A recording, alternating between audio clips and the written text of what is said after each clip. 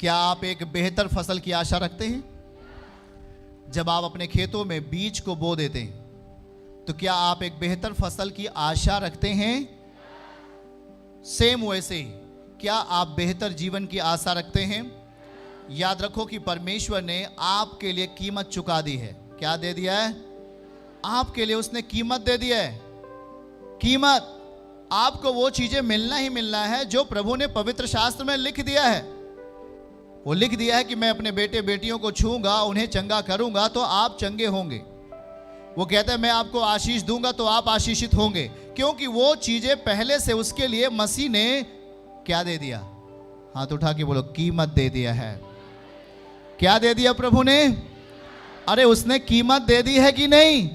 तो जब परमेश्वर के पुत्र यीशु ने कीमत दे दिया है, वो चीजें आपके पास अवश्य पहुंचेंगी यीशु के नाम में। किसी को जल्दी, किसी को देर, पर वो आपके लिए ही है। बोलो, हमारे लिए ही है। जब आप प्रभु के पास आते हैं तो ये अपेक्षा रखें कि परमेश्वर आपके लिए एक बड़ा काम करेगा। लूका 18 अध्याय उसकी पहली आयत को हमारे साथ पढ़ें और वहां पर कुछ अद्भुत चीजें लिखी गई हैं। देखिए क्या लिखा है वहां पर। लूका 18 अध्याय और उसके पहली आयत में लिखा है, फिर उसने इसके विषय में नित्य प्रार्थना करना और हियाब ना छोड़ना चाहिए। उसने यह दृष्टांत कहा। प्रभु कुछ बता रहे थे और क्या कह रहे थे प्रभु? वहां पे देखिए, वहां पर क्या बता रहे थे। किसी नगर में एक न्यायी रहता था, जजमेंट करने वाला न्यायी। क्या आप हमारी आवाज सुन रहे हैं? जो ना परमेश्वर से डरता था और ना किसी मनुष्य की परवाह करता था। सुनना जरा, इतना कठोर व्यक्ति था वो, और वो न्यायी ठहराया गया था।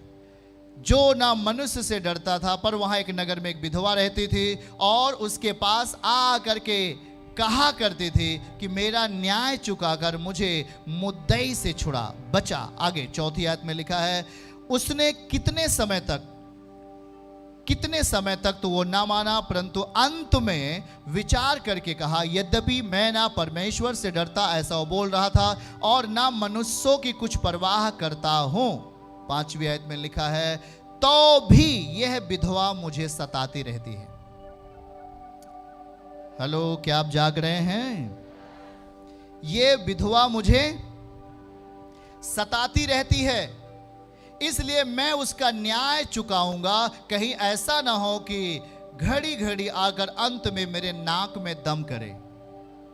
छठवीं आयत, प्रभु ने कहा, सुनो, यह अधर्मी न्यायी क्या कहता है। वो क्या कहने लगा? सो क्या परमेश्वर अपने चुने हुओं का न्याय ना चुकाएगा? आप सब लोग चुने हुए हो जो यहां पर मौजूद हो, जो रात दिन उसकी दुहाई देते रहते हैं, प्रार्थना करते रहते हैं, क्या वह उनके विषय में देर करेगा? सुनना जरा, देर करेगा। आठवीं आयत में क्या लिखा? मैं तुमसे कहता हूं वह तुरंत उनका न्याय चुकाएगा। तो भी मनुष्य का पुत्र जब आएगा तो क्या वह पृथ्वी पर विश्वास पाएगा? हालेलुया। क्या आप हमारी बातों को समझ पा रहे हैं?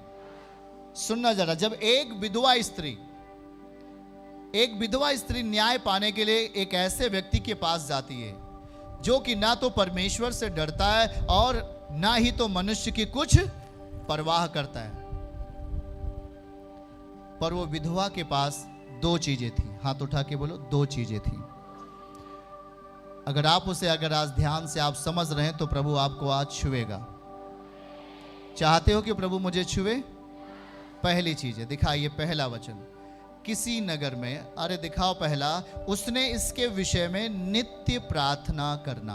अंडरलाइन करिए, नित्य प्रार्थना करना। पहली चीज है, उसके अंदर गुण था।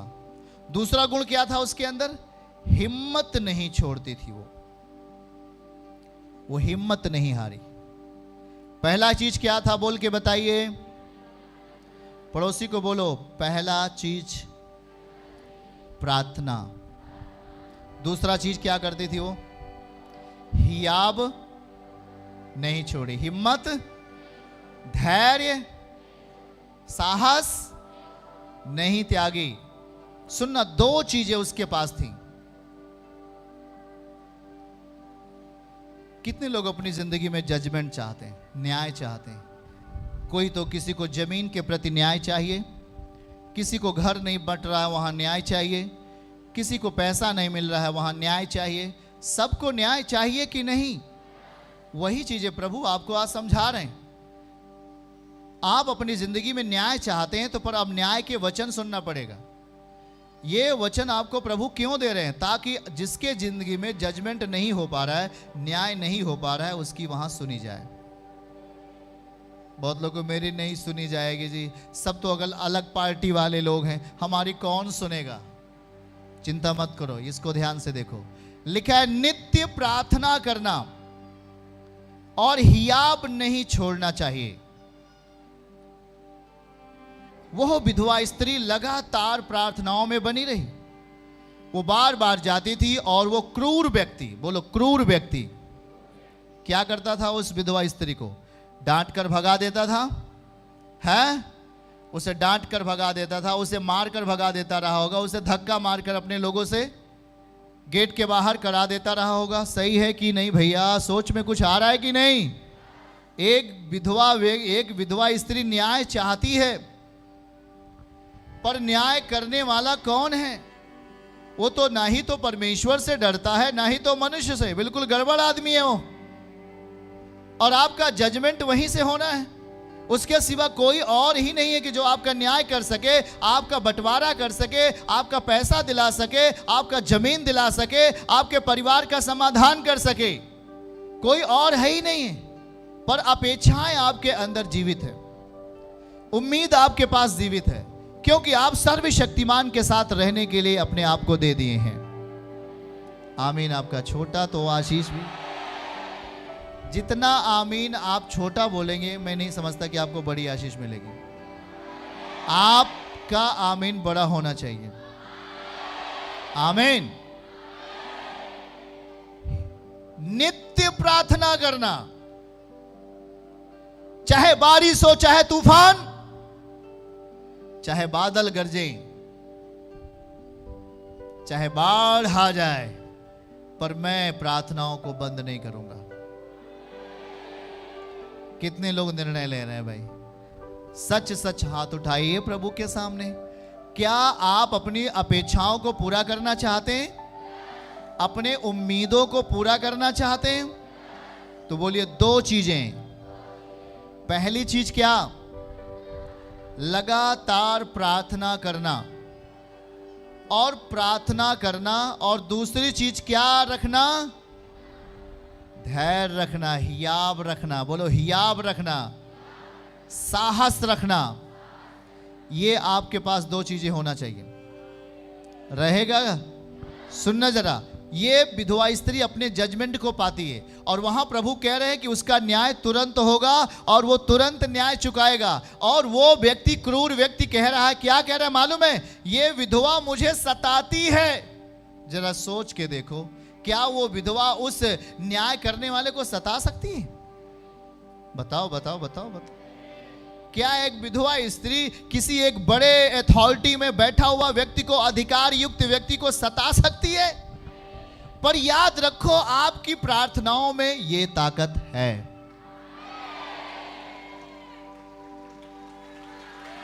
आपकी प्रार्थनाओं में यह ताकत है। एक दुष्ट व्यक्ति भी कहेगा, सब लोग पीछे हटो, पहले मैं उसका न्याय करूंगा। सब लोग पीछे जाओ, पहले मैं उसे देना चाहता हूं जो वहां खड़ी है। आमीन। ये परमेश्वर का मास्टर प्लान है आपके लिए।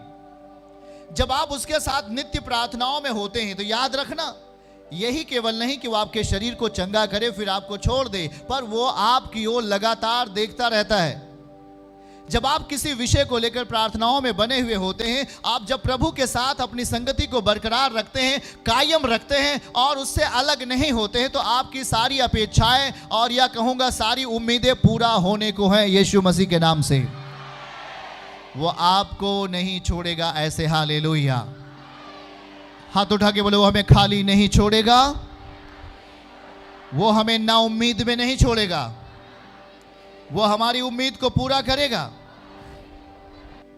पहली चीज है प्रार्थना करना, नित्य प्रार्थना करना। और दूसरा हियाब। याद रखो शैतान क्या करता है वो? बैर। क्या करता है वो? अभी आप सही चीजों के बारे में, अच्छी चीजों को सीख रहे हैं। अब आपने नशा करना छोड़ दिया, अब अपने पत्नी को नहीं मारते हैं, या पत्नी अपने पति को गाली नहीं देती है, या अपने बच्चों को श्रापती नहीं है, उसे अच्छा शिक्षा देती है, तब उस व्यक्ति ने जिसके साथ आप बैठा करते थे वो आपसे क्या कर लिया? उसको अब आपका कैरेक्टर अच्छा बिल्कुल नहीं लगेगा। समझ रहे हैं कि नहीं? उसे अच्छा कब लगेगा? जब आप उसकी इच्छा अनुसार चलोगे। पर आप एक सबसे बड़ी उम्मीदों का खजाना पा चुके हैं, आप एक अच्छी चीजों का स्थान पा चुके हैं जहां पर शैतान के कामों का नाश होगा। आमीन। जब आप गलत चीजों को अपने अंदर जगह देते हैं, जब आप में कोई प्रार्थनाएं नहीं होती हैं, आप में कोई धैर्य नहीं होता है, तो शायद शैतान आप में कई गुना बल पाता है और आपको गलत नीतियों को सिखाता है और आपके अंदर असफलताओं को लेके आता है। इसलिए याद रखो कि जब हम प्रभु को पकड़ लेते हैं तो याद रखो उसे पूरे मन से पकड़ लें, यीशु के नाम से। हमारी उम्मीदें टूटने ना पाए, क्योंकि याद रखो अगर आप उम्मीद में हो तो ये विधवा स्त्री जब अपने जिंदगी में जजमेंट पा सकती है तो आप भी न्याय पाने वाले हो, यीशु मसीह के नाम में। चर्च की सभी प्रार्थनाओं को और परमेश्वर के दास के द्वारा टीचिंग सुनने के लिए और अपडेट्स को जानने के लिए हमारे इस चैनल को सब्सक्राइब करें और साथ में बेल आइकन को दबाएं, ताकि जब भी लाइव प्रार्थना हो तो सबसे पहले आप देख सकें।